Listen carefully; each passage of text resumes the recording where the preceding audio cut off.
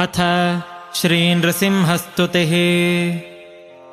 उदयरविसहस्रद्योतितं रूक्षवीक्षम् प्रलयजलधिनादं कल्पकृद्वह्निवक्त्रम् सुरपतिरिपुवक्षश्छेदरक्तोक्षिताङ्गम् प्रणतभयहरं तं नारसिंहं नमामि।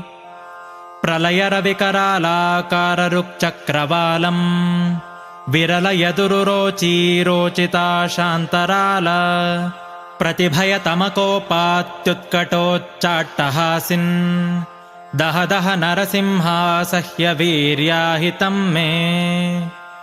सरसरभसपादापातभाराभिराव प्रचकितचलसप्तद्वन्द्वलोकस्तुतस्त्वम् रिपुरुधिरनिषेकेणेव शोणाङ्घ्रिशालिन् दह दह नरसिंहासह्य